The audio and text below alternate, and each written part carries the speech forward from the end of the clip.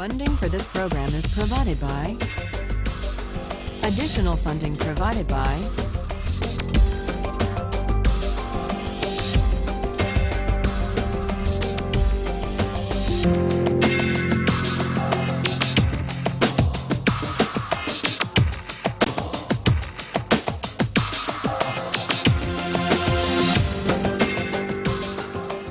When we finished last time, we were looking at John Stuart Mill's attempt to reply to the critics of Bentham's utilitarianism. In his book, Utilitarianism, Mill tries to show that critics to the contrary, it is possible within the utilitarian framework to distinguish between higher and lower pleasures. It is possible to make qualitative distinctions of worth, and we tested that idea with the Simpsons and the Shakespeare excerpts. And the results of our experiment seem to call into question Mill's distinction, because a great many of you reported that you prefer the Simpsons, but that you still consider Shakespeare to be the higher or the worthier pleasure. That's the dilemma with which our experiment confronts Mill. What about Mill's attempt to account for the specially weighty character of individual rights and justice in Chapter 5 of Utilitarianism? He wants to say that individual rights are worthy of special respect. In fact, he goes so far as to say that justice is the most sacred part and the most incomparably binding part of morality. But the same challenge could be put to this part of Mill's defense. Why is justice the chief part and the most binding part of all morality? Well, he says because in the long run, if we do justice and if we respect rights, society as a whole will be better off in the long run. Well, what about that? What if we have a case where making an exception and violating individual rights actually will make people better off in the long run? Is it all right then to use people? And there's a further objection that could be raised against Mill's case for justice and rights. Suppose the utilitarian calculus in the long run works out as he says it will, such that respecting people's rights is a way of making everybody better off in the long run. Is that the right reason? Is that the only reason to respect people? If the doctor goes in and yanks the organs from the healthy patient who came in for a checkup to save 5 lives, there would be adverse effects in the long run. Eventually, people would learn about this and would stop going in for checkups. Is it the right reason? Is the only reason that you as the doctor won't yank the organs out of the healthy patient that you think, well, if I use him in this way, in the long run, more lives will be lost? Or is there another reason, having to do with intrinsic respect for the person as an individual? And if that reason matters, then it's not so clear that even Mill's utilitarianism can take account of it. Fully to examine these two worries or objections to Mill's defense, we need to push further. And we need to ask, in the case of higher or worthier pleasures, are there theories of the good life that can provide independent moral standards for the worth of pleasures? If so, what do they look like? That's one question.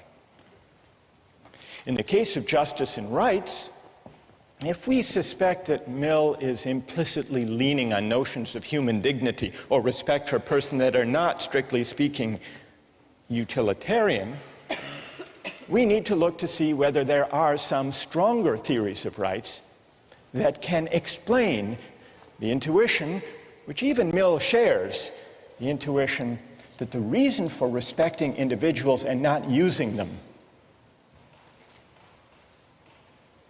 goes beyond even utility in the long run.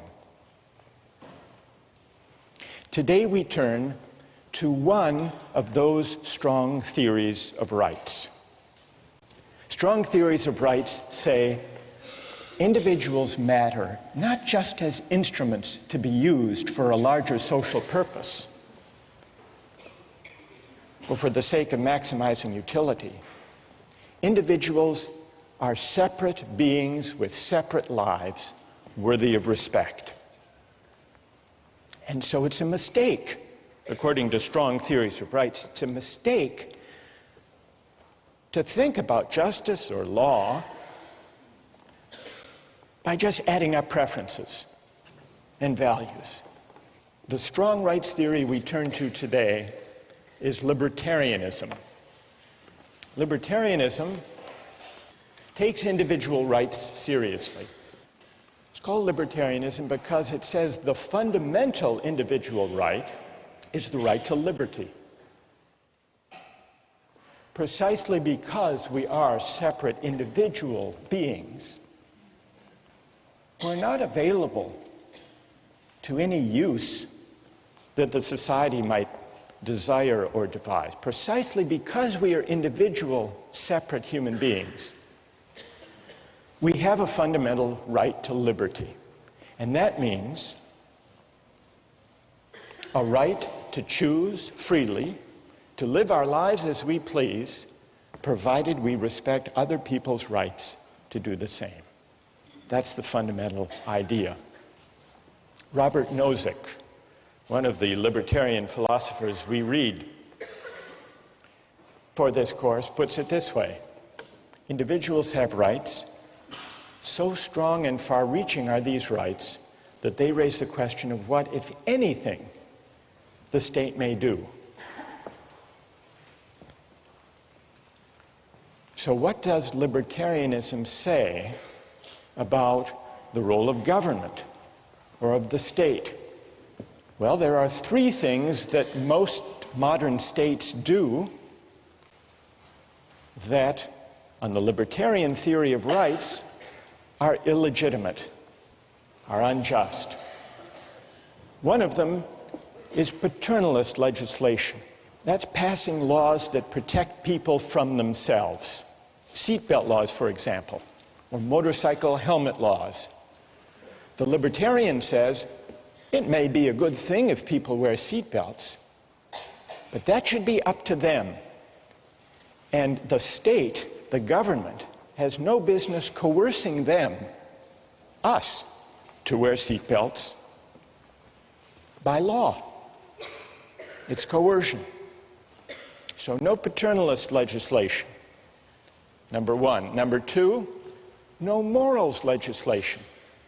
Many laws try to promote the virtue of citizens or try to give expression to the moral values of the society as a whole. Libertarians say that's also a violation of the right to liberty. Take the example of, well, a classic example of legislation offered in the name of promoting morality, traditionally, have been laws that prevent sexual intimacy between gays and lesbians. The libertarian says, nobody else is harmed, nobody else's rights are violated, so the state should get out of the business entirely of trying to promote virtue or to enact morals legislation.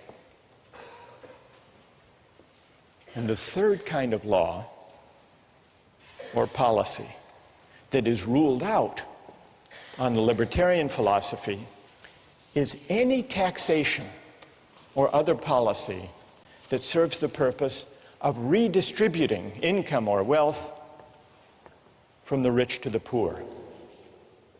Redistribution is if you think about it, says the libertarian, is a kind of coercion. What it amounts to is theft by the state or by the majority, if we're talking about a democracy, from people who happen to do very well and earn a lot of money. Now, Nozick and other libertarians allow that there can be a minimal state that taxes people for the sake of what everybody needs: the national defense, police force, judicial system to enforce contracts and property rights. But that's it. Now, I want to get your reactions to this third feature of the libertarian view. I want to see who among you agree with that idea and who disagree and why. But just to make it concrete and to see what's at stake, consider the distribution of wealth in the United States. The United States is among the most inegalitarian societies as far as the distribution of wealth of all the advanced democracies. Now, is this just or unjust? Well, what does the libertarian say? The libertarian says, you can't know just from the facts I've just given you. You can't know whether that distribution is just or unjust. You can't know just by looking at a pattern or a distribution or a result whether it's just or unjust. You have to know how it came to be. You can't just look at the end state or the result. You have to look at two principles.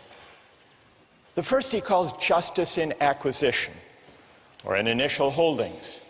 And what that means simply is, did people get the things they used to make their money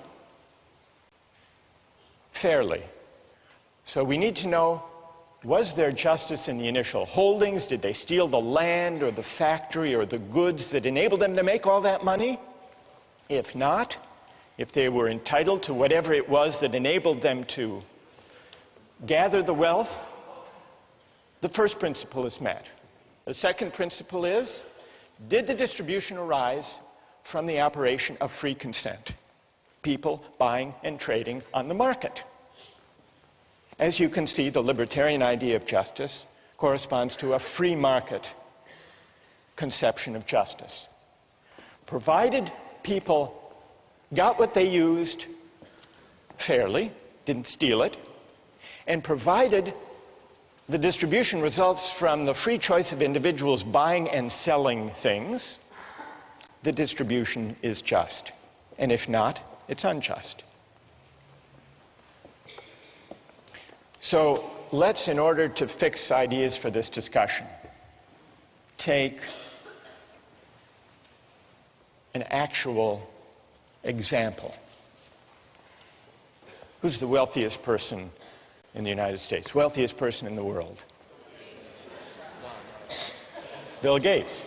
It is. That's right. Here he is. You'd be happy too. Now, what's his net worth? Anybody have any idea? That's a big number. During the Clinton years, remember there was a controversy. Donors, big campaign contributors, were invited to stay overnight in the Lincoln bedroom at the White House. I think if you contributed $25,000 or above, someone figured out at the median contribution that got you invited to stay a night in the Lincoln bedroom, Bill Gates could afford to stay in the Lincoln bedroom every night for the next 66,000 years.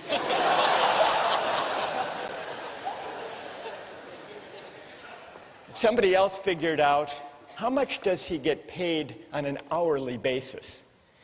And so they figured out, since he began Microsoft, suppose he worked, 14 hours per day. Reasonable guess. And you calculate this net wealth. it turns out that his rate of pay is over $150, not per hour, not per minute, $150, more than $150 per second. Which means that if on his way to the office, Gates noticed a $100 bill on the street, it wouldn't be worth his time to stop and pick it up. Now, most of you will say, someone that wealthy, surely we can tax them to meet the pressing needs of people who lack an education or lack enough to eat or lack decent housing. They need it more than he does. And if you were a utilitarian, what would you do? What tax policy would you have? You'd redistribute in a flash, wouldn't you? Because you would know, being a good utilitarian, that taking a small amount, he's scarcely going to notice it, but it will make a huge improvement in the lives and in the welfare of those at the bottom. But remember, the libertarian theory says we can't just add up and aggregate preferences and satisfactions that way. We have to respect persons, and if he earned that money fairly, without violating anybody else's rights, in accordance with the two principles of justice in acquisition and justice in transfer, then it would be wrong, it would be a form of coercion to take it away. Michael Jordan is not as wealthy as Bill Gates, but he did pretty well for himself. You want to see Michael Jordan? There he is.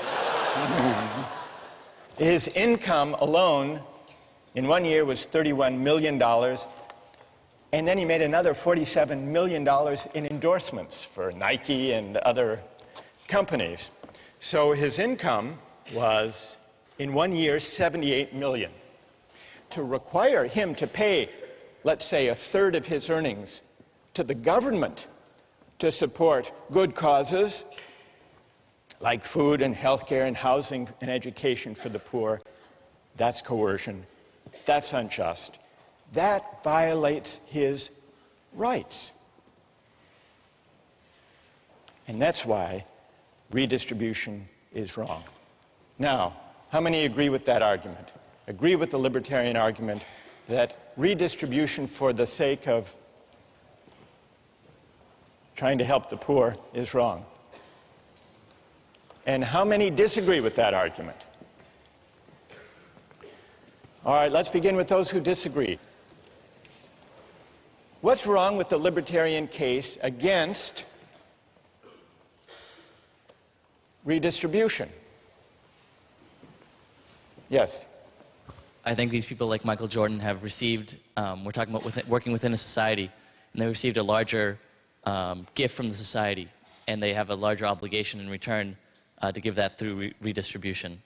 You know, you can say that Michael Jordan may work just as hard as someone who works, you know, doing laundry 12 hours, 14 hours a day, but he's receiving more. I don't think it's fair to say that, you know, it's all on his you know, inherent, you know, hard work. All right. Let's hear from defenders of libertarianism. Why would it be wrong in principle to tax the rich to help the poor? Go ahead. My name's Joe, and I collect skateboards. I've since bought 100 skateboards. I live in a society of 100 people. I'm the only one with skateboards. Suddenly, everyone decides they want a skateboard. They come into my house, they take 99 of my skateboards. I think that is unjust. Now, I think in certain circumstances, it becomes necessary to overlook that injustice, perhaps condone that injustice, as in the case of the cabin boy being killed for food. If people are on the verge of dying, perhaps it is necessary to overlook that injustice, but I think it's important to keep in mind that we're still committing injustice by taking people's belongings or assets. Are you saying that taxing Michael Jordan, say at a 33% tax rate, for good causes, to feed the hungry, is theft? I think it's unjust. Yes, I do believe it's theft, but perhaps it is necessary to condone that theft. But it's theft. Yes.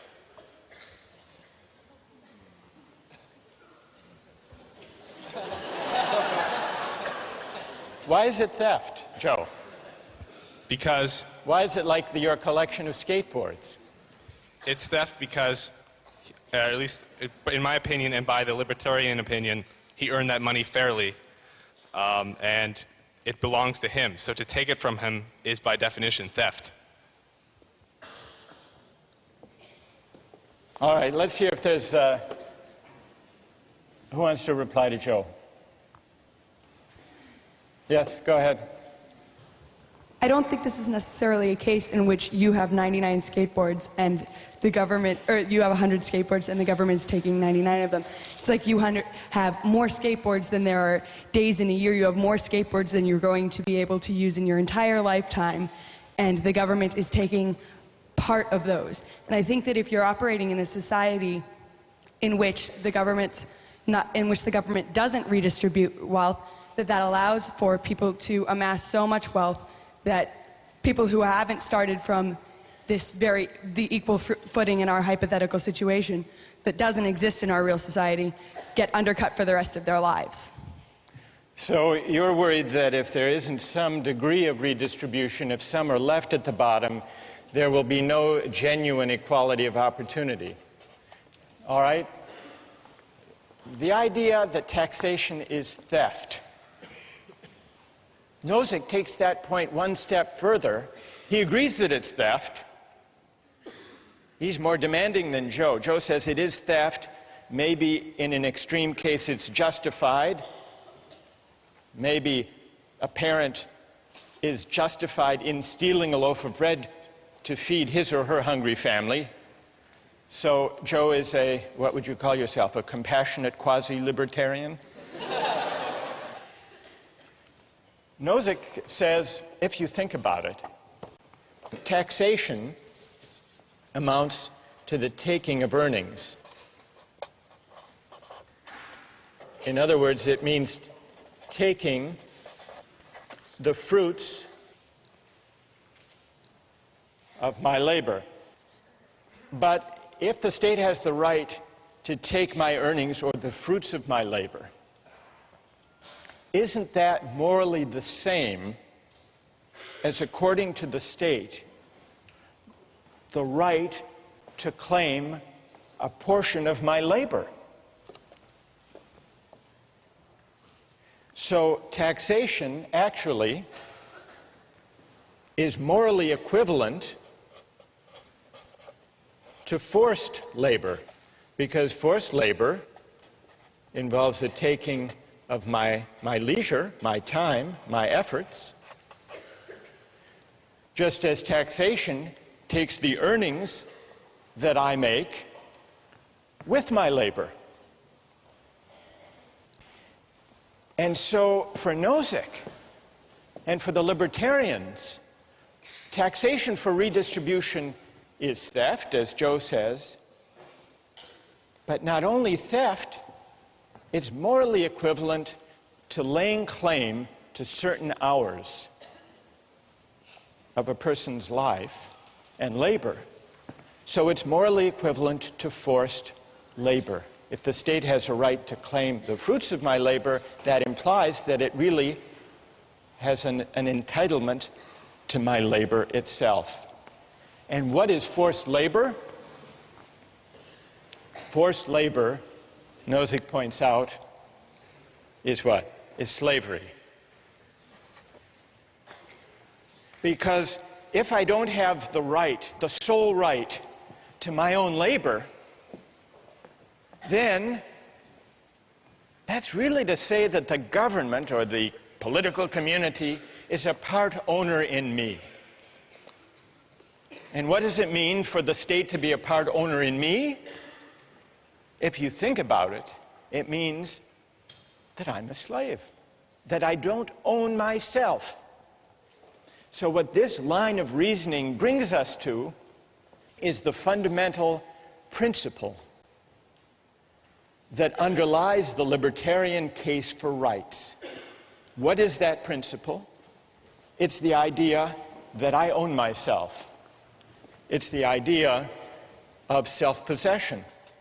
If you want to take rights seriously, if you don't want to just regard people as collections of preferences, the fundamental moral idea to which you will be led is the idea that we are the owners or the proprietors of our own person. And that's why utilitarianism goes wrong. And that's why it's wrong to yank the organs from that healthy patient. You're acting as if that patient belongs to you or to the community, but we belong to ourselves. And that's the same reason that it's wrong to make laws to protect us from ourselves, or to tell us how to live, to tell us what virtues we should be governed by. And that's also why it's wrong to tax the rich, to help the poor, even for good causes, even to help those who were displaced by the Hurricane Katrina. Ask them to give charity. But if you tax them, it's like forcing them to labor. Could you tell Michael Jordan he has to skip the next week's games and go down to help the people displaced by Hurricane Katrina? Morally, it's the same. So the stakes are very high. So far, we've heard some objections to the libertarian argument, but if you want to reject it, you have to break into this chain of reasoning, which goes, taking my earnings is like taking my labor, but taking my labor is making me a slave. And if you disagree with that, you must believe in the principle of self-possession. Those who disagree, gather your objections, and we'll begin with them next time.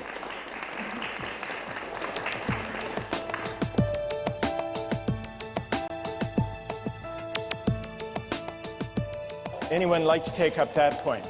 Yes.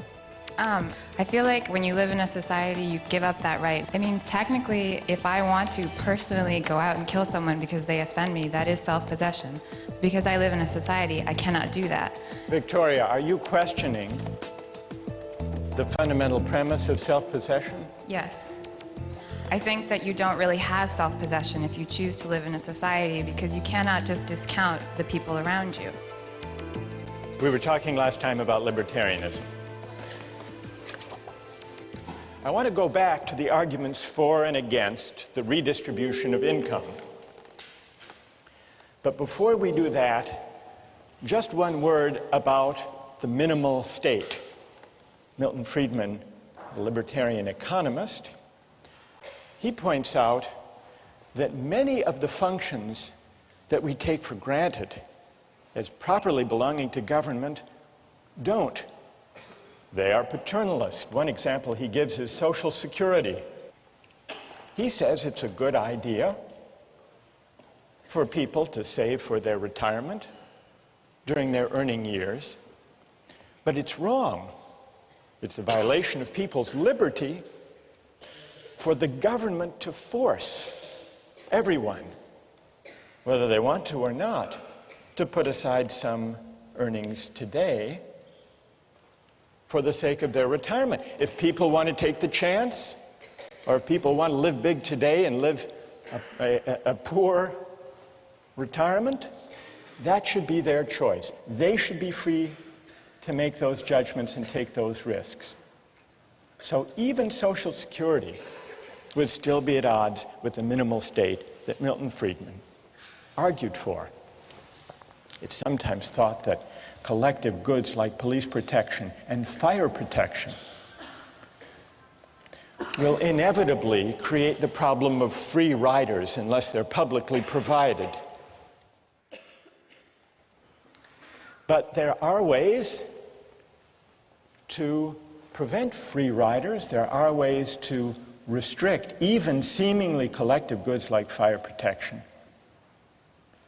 I read an article a while back about a private fire company, the Salem Fire Corporation in Arkansas. You can sign up with the Salem Fire Corporation, pay a yearly subscription fee, and if your house catches on fire, they will come and put out the fire. But they won't put out everybody's fire. They will only put it out if it's a fire in the home of a subscriber, or if it starts to spread and to threaten the home of a subscriber. The newspaper article told the story of a homeowner who had subscribed to this company in the past, but failed to renew his subscription. His house caught on fire. The Salem Fire Corporation showed up with its trucks and watched the house burn, just making sure that it didn't spread. The fire chief was asked, well, he wasn't exactly the fire chief, I guess he was the CEO. He was asked, how can you stand by with fire equipment and allow a person's home to burn?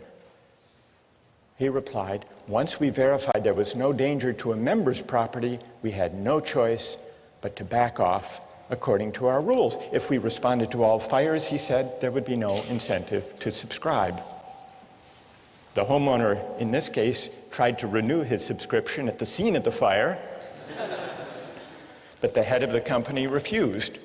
You can't wreck your car, he said, and then buy insurance for it later. So even public goods that we take for granted as being within the proper province of government can, many of them, in principle, be isolated, made exclusive to those who pay. That's all to do with the question of collective goods and the libertarians' injunction against paternalism. But let's go back now to the arguments about redistribution. Now, underlying the libertarians' case for the minimal state is a worry about coercion. But what's wrong with coercion? The libertarian offers this answer. To coerce someone, to use some person for the sake of the general welfare, is wrong because it calls into question the fundamental fact that we own ourselves, the fundamental moral fact of self-possession or self-ownership. The libertarians' argument against redistribution begins with this fundamental idea that we own ourselves. Nozick says that if the society as a whole can go to Bill Gates or go to Michael Jordan and tax away a portion of their wealth, what the society is really asserting is a collective property right in Bill Gates or in Michael Jordan. But that violates the fundamental principle that we belong to ourselves. Now, we've already heard a number of objections to the libertarian argument. What I would like to do today is to give the libertarians among us a chance to answer the objections that have been raised. And some have already identified themselves and have agreed to come and make the case for libertarianism to reply to the objections that have been raised. So raise your hand if you are among the libertarians who's prepared to stand up for the theory and respond to the objections. You are Alex Harris, who's been a star on the weblog. All right, Alex, come here, stand up, come. We'll create a libertarian corner over here. And who else? Other libertarians who will join? What's your name? John? John Sheffield. John. Who else wants to join? Other brave libertarians who are prepared to take on, yes. What's your name? Julia Roto. Julia, come join us over there. Now, while Team Libertarian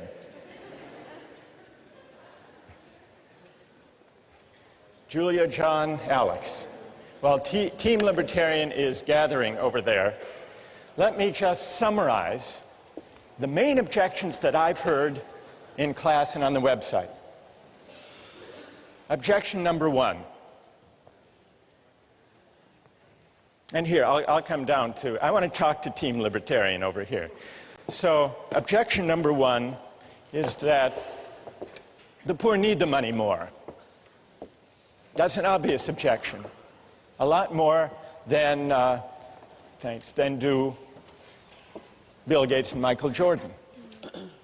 Objection number two, it's not really slavery to tax, because at least in a democratic society, it's not a slaveholder, it's Congress.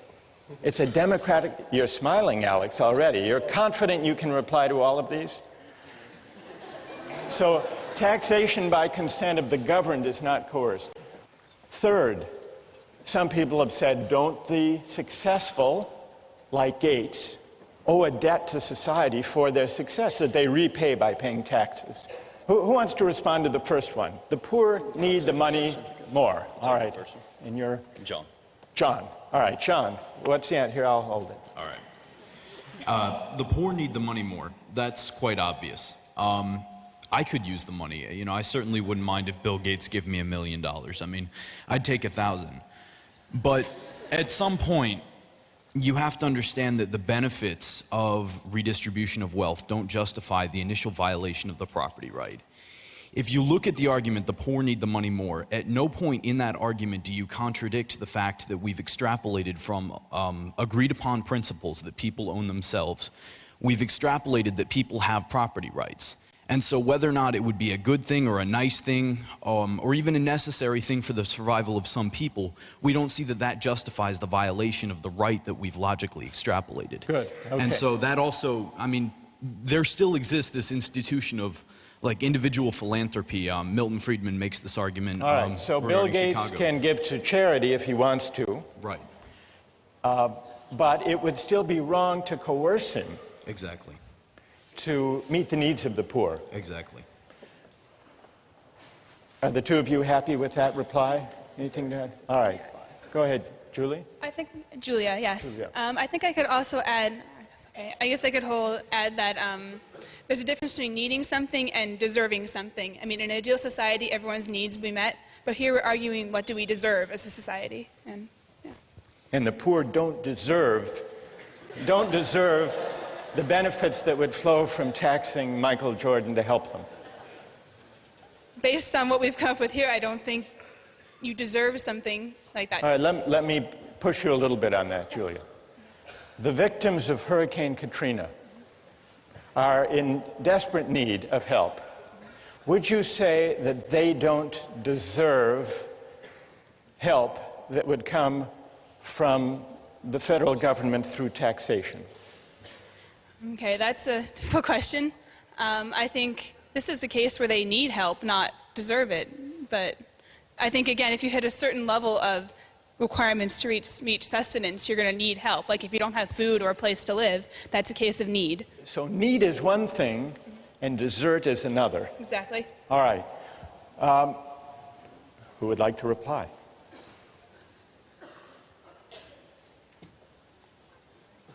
Yes.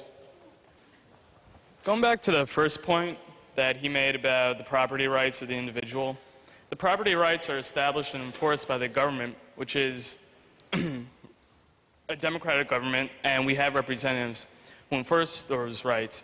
If you live in a society that operates under those rules, then it should be up to the government to decide how those resources that come about through taxation are distributed, because it is through the consent of the government. And if you disagree with it, you don't have to live in that society where that operates. All right, good. So, and tell me your name. Raul? Raul is pointing out, actually Raul is invoking point number 2. If the taxation is by the consent of the governed, it's not coerced, it's legitimate. Bill Gates and Michael Jordan are citizens of the United States. They get to vote for Congress. They get to vote their policy convictions. just like everybody else. Who would like to take that one on? John? Basically, what the libertarians are objecting to in this case is the middle 80% deciding what the top 10% are doing for the bottom 10%. Wait, John. Not as exciting. Majority, don't you believe in democracy? Well, right, but at some Don't you believe point... in, I mean, you say 80%, 10% majority. Majority rule is what? The majority. Exactly, but... In a democracy. Aren't you for democracy? Yes, I'm for democracy, but... hang on. Democracy and mob rule aren't the same thing. Like mob rule? Mob rule. Exactly. But in an open society, you have a recourse to address that through your representatives. And if the majority of the consent of those who are governed doesn't agree with you, then you know you're choosing to live in this society. And you have to operate under what the majority of society concludes. All right, Alex, on democracy. Democracy, what about that? The fact that I have won, 500,000th of a vote for one representative in Congress is not the same thing as my having the ability to decide for myself how to use my property rights. I'm a drop in the bucket. And, well... You might lose the vote. Exactly. And they might take... And I will. I mean, I don't have the decision right now of whether or not to pay taxes. If I don't, I get locked in jail. Or they tell me to get out of the country. But Alex, let me make a small case for democracy and see what you would say. Why can't you, we live in a democratic society with freedom of speech. Why can't you take to the hustings, persuade your fellow citizens that taxation is unjust, and try to get a majority? I don't think that people should have to convince 280 million others simply in order to exercise their own rights, in order to not have their self-ownership violated. I think people should be able to do that without having to convince 280 million people. Does that mean you're against democracy as a whole? No, I just believe in a very limited form of democracy whereby we have a constitution that severely limits the scope of what decisions can be made democratically. All right, so you're saying that democracy is fine except where fundamental rights are involved. And I think you could win, if you're going on the hustings, let me add one element to the argument you might make. Maybe you could say, put aside the economic debates, taxation. Suppose the individual right to religious liberty were at stake. Then, Alex, you could say on the hustings, surely you would all agree that we shouldn't put the right to individual liberty up to a vote? Yeah, that's exactly right. And that's why we have constitutional amendments and why we make it so hard to amend our Constitution. So you would say that the right to private property, the right of Michael Jordan to keep all the money he makes, at least to protect it from redistribution, is the same kind of right with the same kind of weight as the right to freedom of speech, the right to religious liberty, rights that should trump what the majority wants. Absolutely. The reason why we have a right to free speech is because we have a right to own ourselves, to exercise our voice in any way that we choose. All right. Good. All right. So there we, all right, who would like to respond to that argument about democracy being, okay, up there, stand up. I think comparing religion and economics, it's not the same thing. The reason why Bill Gates was able to make so much money is because we live in an economically and socially stable society. And if the government didn't provide for the poorest 10%, as you say, through taxation, then we would need more money for police to prevent crime. And so either way, like, there would be more taxes taken away to provide what you guys call like the necessary things that the government provides. What's your name? Anna? Anna, let me ask you this. Why is the fundamental right to religious liberty different from the right Alex asserts as a fundamental right to private property and to keep what I earn? What's the difference between the two? Because you wouldn't have, you wouldn't be able to make money, you wouldn't be able to own property if there wasn't a socially, like if society wasn't stable. And that's completely different from religion. That's like something personal, something that you can practice on your own in your own home. Whereas, like, me practicing my religion is not going to affect the next person. But if I'm poor and I'm desperate, like I might commit a crime to feed my family, and that can affect others. Okay, good. Thank you. Would it be wrong for someone to steal a loaf of bread to feed his starving family? Is that wrong? I believe that it is. Let's take a quick poll of the three of you. You say yes, it is wrong. It John? violates property rights. It's wrong. Even to save a starving family? I mean, there are definitely other ways around that, and by justifying... No, hang on, before you laugh at me. That didn't work. Before justifying the act of stealing, you have to look at violating the right that we've already agreed exists, the right of self-possession and the possession of, your own things. We agree on property rights. All right, we agree it's stealing, yeah, so we property agree it's rights stealing. is not the issue. All right, but... So why is it wrong to steal even to feed your starving family? Sort of the original argument that I made in the very first question you asked. The benefits of an action don't make the action just. What would you say, Julia? Is it all right to steal a loaf of bread to feed a starving family, or to steal a drug that your child needs to survive? I think I'm okay with that, honestly.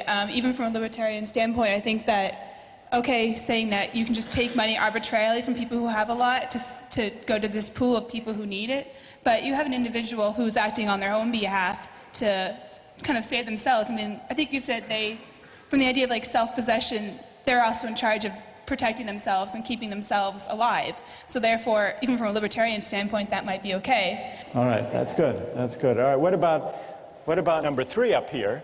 Isn't it the case that the successful, the wealthy, owe a debt? They didn't do that all by themselves. They had to cooperate with other people. That they owe a debt to society, and that's expressed in taxation. You want to take that on, Julie? Okay, this one, I believe that there is not a debt to society in the sense that how did these people become wealthy? They did something that society valued highly, something that society has already been providing for them. If anything, I think everything's canceled out. They provided a service to society, and society responded by somehow they got their wealth. So be concrete. In the case of Michael Jordan, to illustrate your point, there were people who helped him make the money, the teammates, the coach, people who taught him how to play. But you're saying they've all been paid for their services. Exactly. And society derived a lot of benefit and pleasure from watching Michael Jordan play. I think that's how he paid his debt to society. All right, good. Anyone like to take up that point? Yes. I think that there's a problem here with that we're assuming that a person has self-possession when they live in a society. I feel like when you live in a society, you give up that right. Technically, if I want to personally go out and kill someone because they offend me, that is self-possession. Because I live in a society, I cannot do that. I think it's kind of equivalent to say, because I have more money, I have resources that can save people's lives. Is it not okay for the government to take that from me? It's self-possession only to a certain extent because I'm living in a society where I have to take account of the people around me. So are you questioning, what's your name? Victoria. Victoria, are you questioning the fundamental premise of self-possession? Yes. I think that you don't really have self-possession if you choose to live in a society because you cannot just discount the people around you. All right, I want to quickly get the response of the libertarian team to the last point. The last point builds on, maybe it builds on Victoria's suggestion that we don't own ourselves. Because it says that Bill Gates is wealthy, that Michael Jordan makes a huge income, isn't wholly their own doing. It's the product of a lot of luck. And so we can't claim that they morally deserve all the money they make. Who wants to reply to that? Alex? You certainly could make the case that it is not, their wealth is not appropriate to the goodness in their hearts, but that's not really the morally relevant issue. The point is that they have received what they have through the free exchange of people who have given them their holdings, usually in exchange for providing some other service. Good enough. I want to try to sum up what we've learned from this discussion, but first let's thank John, Alex, and Julia for a really wonderful job.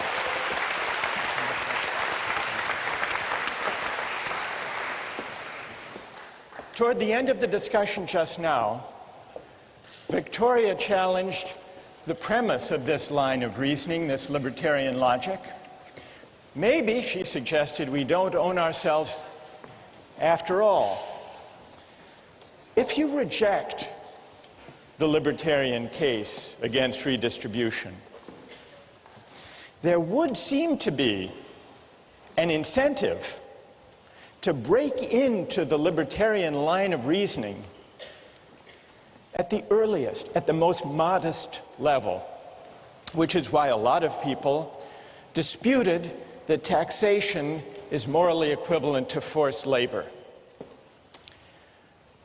But what about the big claim, the premise, the big idea underlying the libertarian argument? Is it true that we own ourselves? Or can we do without that idea and still avoid what libertarians want to avoid,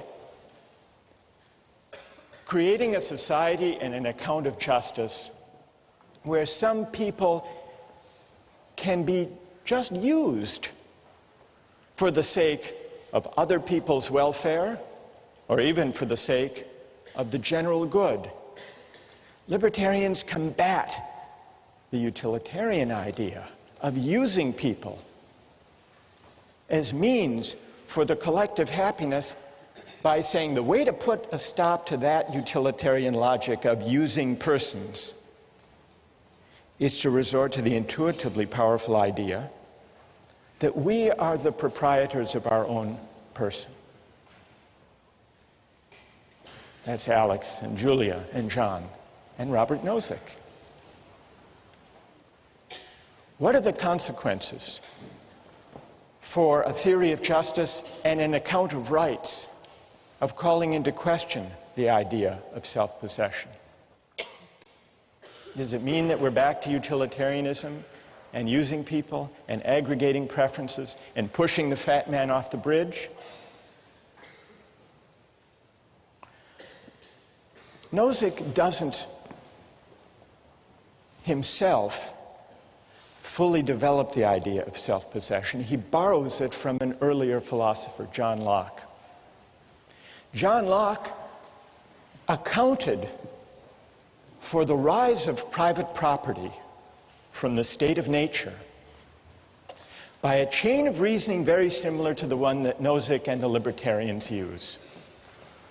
John Locke said, private property arises because when we mix our labor with things, unowned things, we come to acquire a property right in those things. And the reason is that we own our own labor. And the reason for that, we are the proprietors, the owners of our own person. And so in order to examine the moral force of the libertarian claim that we own ourselves, we need to turn to the English political philosopher John Locke and examine his account of private property and self-ownership. And that's what we'll do next time.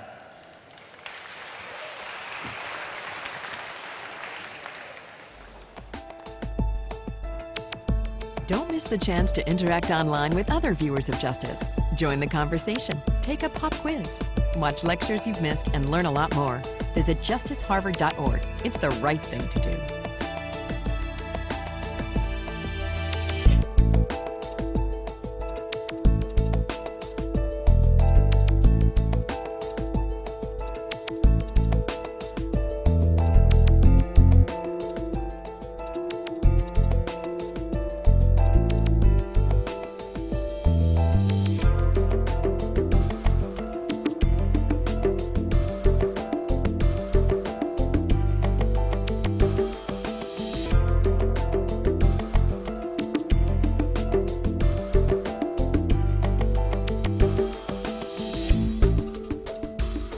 Funding for this program is provided by Additional funding provided by